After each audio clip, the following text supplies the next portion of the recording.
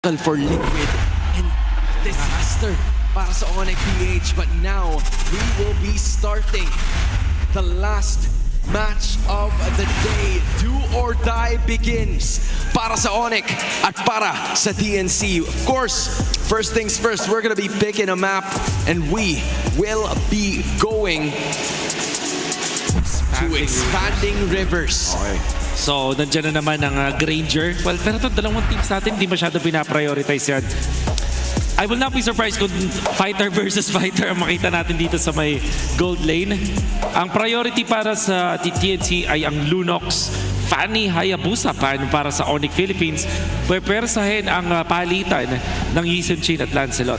Ayun yung sinabi mo kanina, Wolf, the Zushin, hindi talaga nila papatakasin dito. It was just a rarity na nangyari kanina kung saan nagamit pa yan ni Sanji. But given si Zaida na kanina pa natin pinopoint out, dalawang junglers kaagad ang tinanggal para sa kanya. Sean, you've experienced almost all of the bans ay para sa'yo. How does that even motivate you? Nate-trigger ka ba? May mga ganun bang tendencies na nahihirapan ka to pick up something? Ako para sa akin, compliment yun eh. Kasi syempre hindi naman nila ibaban yun kung hindi ka comfort na pick, kung hindi mo comfort pick yun eh. Kaya tama. Matibay rin yung ano ni Zaida dito.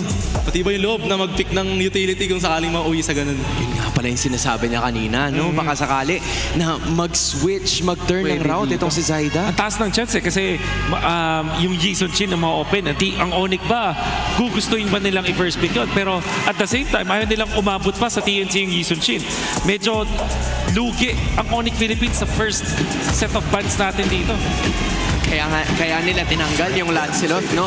They don't want to give it obviously to King Kong. Pero si King Kong, just like what you guys have mentioned, statistically, he hasn't been performing as much pag ang gamit niya yung Yi Sun-shin. So, Onyx Philippines, they want to make things a little easier for the King of the Jungle. They want to remove yung mga initiators gaya ng Yuzong and possibly other things. But they only have that as the remaining ban of the first phase. TNC, medyo kalat pa yung kanilang mga bans ngayon, but I'm not gonna be surprised if it's gonna be going to King Kong once again. Sino ba lamang ngayon? Joy o Yi Sun-shin? Feel ko hindi maabot ng Joy yung Yi Sun-shin ngayon. Sobrang bilis nila ng first skill niya eh. Okay. Pero feel ko third ban ng TNC dito yung YSS niya. Tapos yung fourth pick. Ay, hindi. Okay. So if yung first pick ko ba ang Onyx kung Onyx ka, first pick ko ba Yi Sun-shin? Kasi hindi kayo malakas kapag Yi Sun-shin statistically. Technically, tignan natin kung magagamit ni King Kong ng ganong kalapit. Ang problema, pag di nila kinuha, mapupunta sa TNC. Ano pa ba yung magiging counter mo doon? Malakas naman mag-joy itong King Kong. Okay, Yi Sun-shin muna. From falling apart. Onyx is gonna be taking the bait. Willing sila na patunayan sa TNC na kaya nilang piliin at kaya nilang paganahin itong Yi Sun-shin. That gives at least the CC to TNC at some point. Tapos pwede pa nilang dagdagan ang gatot katsa nito. CC Gatot, yun yung naisip ko dito. Feel ko rin Chichi sa first two picks. Okay. CC, and Gatot Kacha, there's also that Lunox, paborito ng TNC. Game number 1 pa lang naman, so siguro nagtatansyahan pa sila dito ng mga priority picks. Usually, mga game 2 at game 3 pa lumalabas yung naka-1 na, yung mga napaka-aggressive na ng mga picks. Sa ngayon, pwede ka mag-save muna. Wow. So this is Lunox ba yun? Oo nga, parang Lunox Gatot. Lunox Gatot nga. Lunox Gatot. Okay. As we expected, this to happen. In this scenario, Onyx, Feel ko rin mangyayari madalas itong first pick or first two picks yung Gatot eh. yung Gatot, agawan. napapadalas na, no? Lalo na sa red side. Yeah.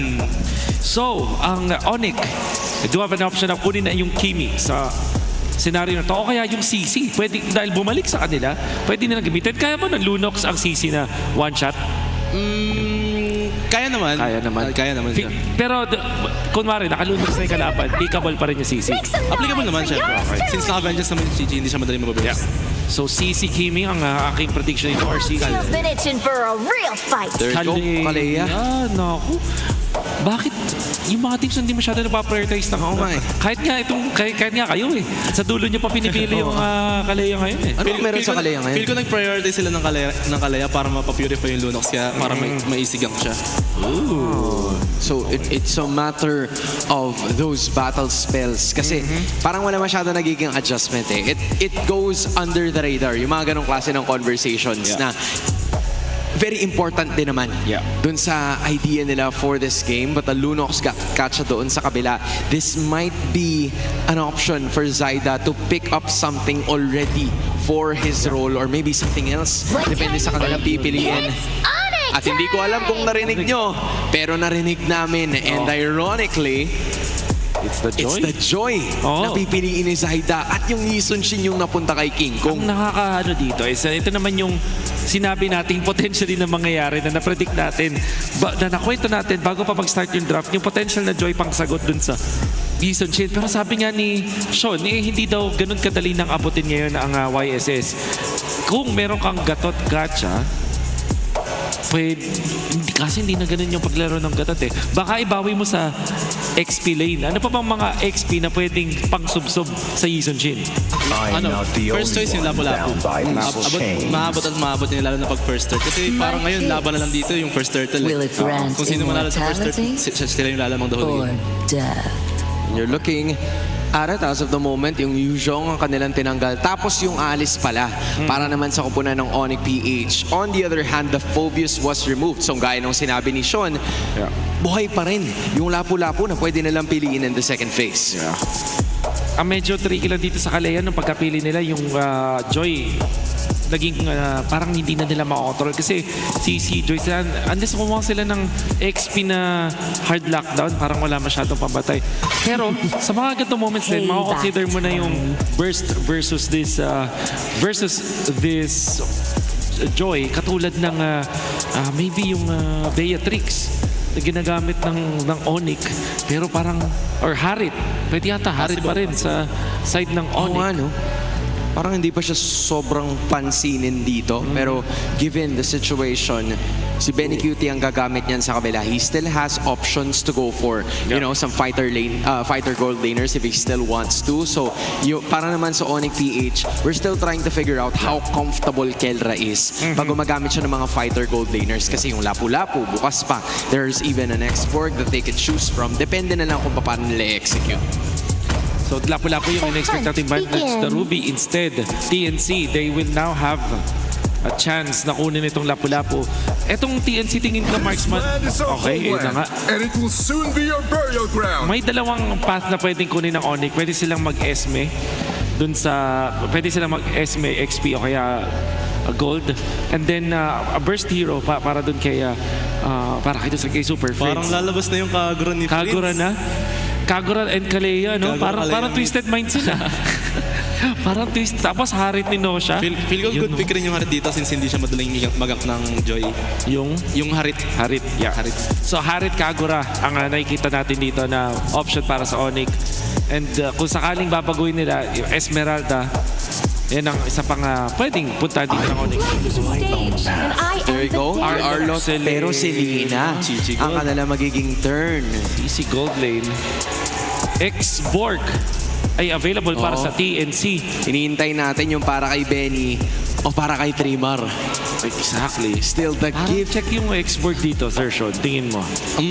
Good pick rin naman yung X-Borg pero sobrang sobrang lawak ng hero pool ng XP nila tsaka ng gold din nila kaya hindi ko talaga malaman saan yung Lapu-Lapu ngayon. Okay. Yan yung May chance pa mag-brody-brody pa itong TNC sa laban sa... Kasi sila yung... Ay, hindi. Sila... Madali kasi ma-pick up yung broad. Teka, ayan na. Ayan na yung export. Check ba to, Sir Check Sean? yan, check para sa akin yan. Magaling mang zone yan si Trimar. Sean, you're looking at the 5 lineups na meron tayo ngayon. It's the X-Borg wrapping up the composition. Ano bang mas madaling paganahin dito? Feel ko mas madaling paganahin yung draft ng Onyx. Oh. Yeah. And I can agree kasi Kalea, Selena to. Madami pang setup dun sa isa't isa. They have kanina, wala silang masyadong pang-lockdown sa Joy. Ngayon, ang dami na lang source ng stuns na pang-lockdown. Wala lang siguro silang poke dito sa X-Borg. Yun yung magiging problema. This is another do or die. Sonics, Phoenix Army, you gotta showcase them what they can do. Onyx Magingan! Buhay na buhay. Para naman sa TNC. TNC always right! Ganun pala yun, Sean. Maraming salamat. Burrito, Obi. Kayo na nga to. Isang team na naman ang mamamaalam ngayong gabi dito sa ating semifinals bout between TNC Pro Team and Onyx Philippines. Sino kaya ang mananaig sa ating game number 1? Punta na tayo sa Land of Dawn. Pare kanina nakita na natin ang pinakauna nating M7 representative pero malayo-layo pa ang tatahaking landas ng dalawang teams na ito. Mabigat ang pinagdadaanan ng dalawang kupunan na ating pinag-uusapan. Onyx Philippines, gusto nilang depensahan yung titulo na napunta sa kanila noong nakaraang taon. And TNC gusto nilang patunayan na itong bagong variant na meron sila ay papalag hanggang M7. At nakita natin kung gaano nga ba kalakas ang TNC Pro Team kahapon. Biruin mo, napadala nila ang Aurora Gaming all the way to a game number 5. At ngayon naman kakalabanin nila ang defending M-Series champions ng Onyx Philippines na hindi naging maganda ang simula dito sa playoffs, getting swept by Team Liquid Philippines na kanina-nina lang din ay natalo sa Aurora. Oo, naisipin mo yun kung gaano talaga katindi at kalakas ang Aurora Gaming. Pero talagang may mga nilulutong pagbabawi ang Onyx PH at TNC. Siguro balikan natin yung naging performance ng TNC at Onyx Philippines yung regular season. Kasi alam mo ba, walang naipanalong serye ang TNC against Onyx. Nako, at mukhang dito na nga ang bawi, no? Buti nga nakapasok pa ng playoffs ng TNC Pro Team on the 5th seed. May chance pa nga na mapanganib sana, pero again, doon sa mga computations na nanggaling sa regular season ay nakita naman natin na sapat ang kanilang naging performance para makaabot dito. So far, napakatahimik po ng ating laro. Magdadalawang minuto na at wala pa rin tayong nakikitang malalaking exchanges. So far, hinihintay natin na may isang team na mag-engage. Saktong-sakto, no, lalabas na rin ang pinakaunang pagong. Mukhang dyan puputok ang ating laro. May mga visual arrow na naman na pinapakonekta dito sa Super Friends. So far ay hindi pa ito tumatama at naaayon doon sa galawan ng Onyx PH. Magpapa-level 4 na rin si Benny. Ayun ay si Brusco ay nag-aabang doon sa left mid. And papwesto na rin ang Onyx PH para simulan at kunin. Wow! Napabilisan ang unang pagong na laban na to. Napakabilis na pagkuha ng pagong para sa Onyx Philippines at mukhang walang mahanap na trade ng side ng TNC Pro Team. Yan ang literal na libreng pagong ang kanilang nakuha. Libre na, free buy, yun talaga yung nangyari dito eh. TNC Pro Team, sabi ko nga, kailangan nilang humanap ng paraan. Though hindi pa naman ganun ka-impactful yung ganung klaseng, yung objective na kanilang nakuha. Pero kasi ang mahirap dito ay yung XP tsaka gold na nakukontribute ni Kiko. Tinan mo naman, dalawang level na kagad yung naging gap ni Zaida against, ni King Kong against, Zaida against King Kong. Oo, tsaka hinihintay din natin yung items para dito kay Lancy. Kasi kung titignan natin yung composition ng TNC Pro Team, umaasa talaga kay Lancy in terms of damage per second, yung tinatawag nating DPS. oo. Dahil nga naka-double fighter lineup sila. I think this is the first time na makikita din natin ang X-Borg sa gold lane ngayong araw na ito. And to be fair, napakagandang pick nito against a CC gold lane na madalas itong matchup na to ay nakikita natin sa XP lane dati. Buti nga nabanggit mo, kasi again, ang hirap din kalaban ng isang X-Borg. Counter din niya. Oy! Makunat na hirap ito. Makuman Chak! kay Alison Arrow. Nagamit din rin yung Revitalize. Tuloy-tuloy ang burst. Zaida ngayon, naghahanap. Naghahabol pero nandun yung Tsunami Slam. Brusco ay matras. Ikanap ang Abyssal Arrow. Pero si Sikel Rice sasama na rin. Lalapag ng Abyssal Trap. Pero walang magiging casualty sa naging tagpo na yun. Balitan lamang ng battle spell para sa pares na kupunan. Alam ko magkakaroon na tayo ng first blood. Grabe. Alam mo, I just want to say, Onyx Philippines, isa yan sa mga pinakamabilis maglaro. Alam natin yan. And TNC Pro Team led the league. Number 1 sila sa first blood ratio. Week 7 and Week 8. At ngayon napapasok tayo in a playoff game. 4 na minuto, wala pa rin nagbibigayan. At si Lance ay mabibigyan lamang ng bahagya dito sa mid. Pero mukhang magbabago ang lahat ng yan dahil 10 segundo na lang ay lalabas na ang pangalawang pagong ng ating laro. At nakapwesto na nga dito si Chakdo. Pero si Brusco ay nandyan din lang sa gilid. Sino kaya makakalamang sa teamfight na ito? Ayan na, sumupupeso na rin ang Onyx PH. And yung Abyssal Arrow ay pipilit lamang patamain. Pero napagamit na rin ata ng ultimate AOG. Walang Nako, timaan. Prince! Pero si Prince ay may ipit. Gusto siya nakitilin yung buhay din pero hindi sapat. May Abyssal Trap. Hindi rin sapat yung damage doon. Pero tatalo namin yung Tsunami Slam. Ito si Oy! Brusco. Pasok din ang mga miyembro dito ng Onyx PH. At si Kel ay nakakuha na kill. Ay si Chato ay masyado rin malalim. Napatay siya doon ni King Kong. This time si Kirk ay sasama na rin. Pinaghahampas na mga miyembro dito ng TNC. Habang Yoyo naman para kay Kelra. Atras muna sila dito at libre na naman ata muling pagong para kay King Kong. That is it. Turtle secured para sa side ng Onyx Philippines. Napakaganda na sana ng huli ng TNC Pro Team. Nag-flicker in si Trimar para dito kay King Kong at naton din ni Chakno. Pero kinailangan nilang tignan si Kendra doon sa kanilang frontline dahil napakasakit na nga ng CC na ito. Looking at our gold difference natin ng BPI ay may kalamangan na nga na 700 gold dito si Kendra against Benny QT. Yun yung mahirap dito eh. Kaya lang, nabasag na naman yung Piraga. For Benny QT, ito yung magiging kalbaryo niya eh. Every time na wala siyang Piraga armor, para siyang kuting dito na kailangan mo nang kumapit, kailangan mo nang umiwas. And tatapang lang yan kapag bumalik na uli yung kanyang Piraga. Pero opening kasi sa Onyx yun eh, no? Oo, opening na opening talaga kasi napakaliit din lang ng buhay. The moment na pumutok yung Piraga armor, yun na talaga yung oras para bigyan dito si Benny QT. At ngayon na pumapasok na tayo sa ating 6-minute mark ay may lamang ng 1,000 side ng Onyx Philippines. Pero makakapag-farm pa naman ng TNC Pro Team sa loob ng kanilang jungle. Pero ito yung medyo kinakatakot natin, no? Kasi habang tumatagal ang larong ito ay mas lalo lang nakakapag-farm si King Kong on this Yi Sun Shin. At alam naman natin yan ang gustong mangyari ng Onyx Philippines. Oo, no, 2-level gap na rin itong si Zaida against King Kong. Kung maaalala natin, meron na nga mga bagong mga records din sa mga maagang pa level 15. And isa si King Kong sa mga humawak ng matagal na panahon ng mga records na yun. Para mga 9 minutes lang, level 15 na siya. Kahapon, naalala ko si Carl TZ, 8 minutes and 55 seconds ata, nag-level 15 na. Oh, wait Pero lang! naibalibag si Trimar, mabilisan lang talaga. Kumitil na naman ang buhay si King Kong. At dito na nga ata mahahawakan ng Onyx Philippines ang lead nila. Makakahanap na naman ang kill doon sa may bandang ibaba. May flicker pa naman si Trimar. Pero mukhang hindi pa niya gagamitin na yun. Titipi rin para dito sa upcoming turtle fight. This is the last turtle of the game. At dahil nga sa Expanding Rivers ay maaga ding makakabalik at makakaresponde ang mga miyembro ng parehas na kupunan at pepuesto na nga dito ang side ng TNC Pro Team. Pero agara naman itong marireclaim ng Onyx Philippines. Okay, hawak na muna sila dito. Yung left bush ay kontrolado na ng Onyx PH. Pipilit si Chakno. Walang tinamaan yung kanyang taunt. Si Trimar ilalapag na yung kanyang bravest fighter. Dancing with a burst. Natama yung Bissell Arrow. Kakaganda naman si Super Friends. Pero si Zaida naman na nagwagi.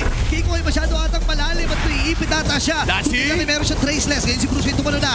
Gagamitin niya kanyang Tsunami Slam. Sino kanya nakahuli? Si Zaida. Pero way pa rin si Zaida dito. Makakatakas. Kirk ay hinabol na rin. Finals na sila. Bitawan ang baba ng buhay dito ni Chakno. Pero nabitawan niya at nagamit yung kanyang conceal. Kaya lang kumontekta na naman.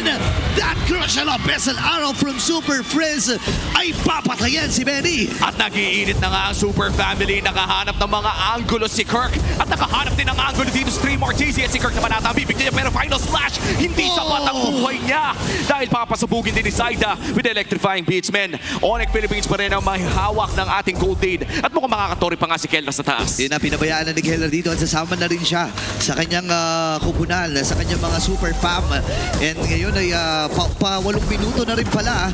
Pero may plano ata at TNC. Tatakas na rin dalawang dash dito si Super Prince. Uy, natali. Sa araw, hindi kumonekta pero natali na rin. With that ultimate from Kelra. Masakit yung burst. And masakit din yung binibitawan dito. Kelra ay pinasok na ni Zaida. At napatay na ng ganun-ganun. Medyo na pasobra ata si Kuya mo, Kelra. Kamunti ka niya makuha si Lancy pero naging sapat naman yung dash mula sa King's Darkening. Yun nga lang, no, yung curtain call na nanggagaling dito kay Kelra, hindi pa gaano ka-update. Yeah. Nandun naman yung sustain but against a 3v1. Isa dyang hindi talaga natin makikitang mabubuhay ang isang CC without a vengeance. At nasilip na nga natin sa Infinix in-game equipment na inuna ni Kedra ang Hunter Strike matapos ang War Axe. Oo, and actually mahapdi na yan kung ikaw ay normal na mamamayan lang na matamaan dito. Pero kasi yung lineup din dito ng TNC, lalo na itong hero ni Chakno na masasabi ko na isa sa mga best hero niya this season 16. Gustong-gusto niya yung ganyan, yung niyoyoyo siya kasi napupuno lang yung stock niya, pakahampas lang niya, and sulit na sulit yun sa balik ng buhay niya, di ba? Tsaka yun talaga ang pinakahinahanap niya. Pero mukhang si Trimar ay nahanap na naman ni Mr. BJ Paro na nakakaileya ngayon. Ben, hindi man lang nakapindot ng attack button doon talagang lumagapak sa sahig itong si Trimar. Ngayon, Lord is up for grabs. Pwedeng simulan. Si Kelra sinuna rin itong si Jack. Hindi rin makalapit yung ilan sa mga miyembro ng TNC Mukhang agawin naman ng side ng TNC dito pero si Benny Cutie ay sasabog agad doon. Nice final slash mula dito kay Kirk at itutuloy pa niya. Laban na ito. Kumunik na rin na Bissell Arrow habang si Benny QT Lancy ay nasa likuran. Papasok ni Zaida! Kirk. Masyado tatamalive. Zaida, reverse itong si Kikong. Pero nandun yung pressure na maibibigay ng Onyx PH. Kelra with a double. Pwede na sila magbasag ng Torre sa gitna. At yung Lord sinusolo na dito ni King Kong, ha? O grabe yung super family doon. O, kala natin ay nakalumang na ang side ng TNC Pro Team. Pero dahil nga sa sustain na hawak dito ni Kelra, kahit nabubuto ka ng electrifying beams, ay bumabalik din ang kanyang buhay. That's going to be the first Lord secured para sa side ng Onyx Philippines. Ibig sabihin yan ay majority ng mga early game objectives natin ay nakontrol ng super family. Men, sa kabuuan ng 5 minuto ng larong ito, yung early 5 minutes natin, napakatahimik, no? Parang tag-isa lang ata ang namatay, pero biglang bumulusok ang Super Fam. Nakakuha na sila ng sunod-sunod na kills. And si King Kong, papunta na rin sa kanyang next item. Available na rin pala yung Malefic Roar niya. Naku po. Napakasakit na ng Yisun Shin na to. In fact, 2,000 ang kanyang kalamangan against Zaida. Wow. Nasilip natin yan sa Infinix in-game equipment. At bukod pa lamang dyan, 90% kill participation para kay King Kong. Napakalinis ang laro ng Onyx Philippines. At sa ngayon, TNC Pro Team on the defending end. Meron pa namang Holy Shields doon sa may bandang itaas at ibaba. Kaya naman panigurado ay kaya pang dumepensa ng TNC Pro Team. Huwag lamang mauubos kung sakaling mag-teamfight. No, kayang-kaya nilang depensa nito. Kerra ay umabati na rin. Brusco, nag-a-attempt siya sa kanyang talon. Pero ready ang CNC Pro Team. Binapagalan na muna ng Onyx PH. Kinuha na muna nila yung mga objectives na malapit sa kanila at pwede nilang kunin. Oo, makakadepensa pa naman pero mukhang tatama na naman ang Abyssal Arrow no Super Prince kay Lancy pero si Chakno delikado Pero napa-AOG din. Kung napilitan na rin si Trimar na tumulong, Zaida ay umaatras na. Kera dito ay maabati din naman ng bangka. Itong si Trimar, pero aatras na rin muna. Duguan ang mga miyembro ng CNC Pro Team. Grabe ang Onyx dito, Oo, hindi na nga pinapalabas ng base. Quarantine muna para sa TNC Pro Team. Nagpapaulan ng pana dito si Super Friends. Pero mukhang susubukan namang umabante ng TNC Pro Team. Sapat naman ang kanilang firepower kung sakaling gusto nila mag-team fight. Kailangan nga lang ay hindi agad mapitas si Lancy dahil sa kanila umaasa. Kay Lancy umaasa ang TNC in terms of DPS. Oo, parang lugi din sila dito pagdating sa reach. Kumbaga sa boxing pre, may length advantage dito ang Onyx PH kasi pang malayuan din ang mga atake nila habang ang CNC Pro Team medyo mid lang Di ba? Kasi yung Lunox masasabi ko parang mid-range din lang yan no? Medyo melee pa nga. Melee, oo. Para lang dun sa kung gagamitin mo pang damage yung light. So far, no, makikita natin sa ating jungle lane difference ay talagang lumalayo na nga ang disparity ng gold para dito kay King Kong at pati na rin kay Zaida. And ito naman talaga ang makikita nating madalas kapag Yisun Shin ang ating pinapanood. Grabe talaga mag-farm yan. In fact, level 15 na nga si King Kong. Kanina pa, naghahabol pa rin dito si Zaida. In terms of map control, ay kontrolado ng Onyx Philippines 70% ng ating mapa. Oo, hindi lang dahil basag yung mga busag tuloy. Basag yung mga tore dito, kundi dahil din sa Mountain Shocker at yung mga traps. Ayun na, pumaligta na naman yung Abyssal Arrow. And nararamdaman na pa unti-unti mo 1/4 yung damage ng Abyssal Arrow na may trap. Look at that. Tsaka iba pa yung flicker threat dito ni Kirk. Oo. Pag naglalakad si Kirk sa harapan mo ng ganun with the Abyssal Arrow already landing, parang nararamdaman mo na may nagbabadyang final slash. The for TNC Pro Team, no, wala pa namang nawawalang inhibitor turret. Yung ibig sabihin yan ay pwede pa silang pumalag sa Lord fight na ito. Hindi naman nila kailangan isipin kung tatagal ang sayaw, pero mukhang hindi na isasayaw pa ng Onyx Philippines ito. Wala na, hindi na nila rin ipipilit. And naisip na lang nila dito na kaya naman ang kanilang lineup. And medyo pwede pa rin kasi sila sa damage. Pero nabubukonte sila at baka mapasama pa. Di ba? Baka maubos pa sila dun sa sa pagpinilit ba nila, di ba? Oo, literal na tiis pogi muna para sa TNC Pro Team. Yeah. At sa pag-check naman natin ng ating Infinix in-game equipment, ay sapat naman siguro ang tankiness na mayroon dito si Tri Martisi pati na rin si Chakno para mag-survive sa front lines ng Onyx Philippines. Pero hindi rin ganun katagal kasi tandaan natin tumutunaw ng tank ang isang Kalea or CC pick na hawak ni Kendra. Makati-kati yan. Talagang kailangan iwasan ng TNC na maipit dyan sa isang Kalea. Ngayon, ang dami nilang minigame dito, pre. No? Isipin mo, ang dami mong iiwasan. May Lord, andun si King Kong, may mga Abyssal Arrows pa, yung Flicker Final Slash ni Kirk. O yung flicker talon din ni Brusco dito, Diba? ay pwede rin kailangan bantayan. Kaya naman Trimar, mag-Bravest Fighter na agad kakapit kay Lancy. Yun. Agarang mapapalight dito si Lancy at magbaback muna. That's one inhibitor turn it down doon sa may bandang ibaba. Tubos na rin ang bravest fighter dito ni Trimar. Inuunti-unti ng Onyx Philippines. Surgical ang approach para sa Onyx sa push nila dito. Sobrang ginagamitan nila ng taktika ito. Hindi nila i-force at hindi ipipilit. Doon sa may bottom, sabi nila may wave pa naman kami sa top and mid. Tingin ni Kirk. Tatlo yung naabutan ng final slash at natunaw isa-isa. Pagsakagad si Trimar. Andun na rin yung Tsunami Slam. Kailangan naman ito si Trisaida. Si Kerai nakaibabaw na rin. Ngayon naman ay si Super Prince ay sumisilip-silip din. Lapag lang ng lapag ng Abyssal Trap. Pero grabe yung na 3-man final slash. Pare, nung nakita ko si Kirk doon sa may Infinix, nakatayo siya doon sa Alam mo may na eh. Infinix, pare. Ang gulo na yun para sa final slash at nagamit. Oh my God! Dati na maapa ng Abyssal Arrow. Hindi No way. nakapag-react si Benny Cutie. Kumonekta na naman yung Abyssal Arrow. Ngayon si Zayn napipilitin lang i-clear na mabilisan yung kanyang yung wave dun sa may top. Pero abot ba siya? Hinahabol ni Gingaw dun sa may likod. Pero sabi niya hindi ko napapansinin yan kasi Torre ay nakasilip na rin. And Jack ay tutumpa. At ang Onyx Philippines kukunin na ang Game 1. Dominating victory para dito sa Onyx Philippines in game number 1. Mukhang nagising na ang mga Leon. Mula sa pagkatalo kahapon ay mainit ang simula ngayon. Napakalinis na naging laruan dito ng Onyx PH.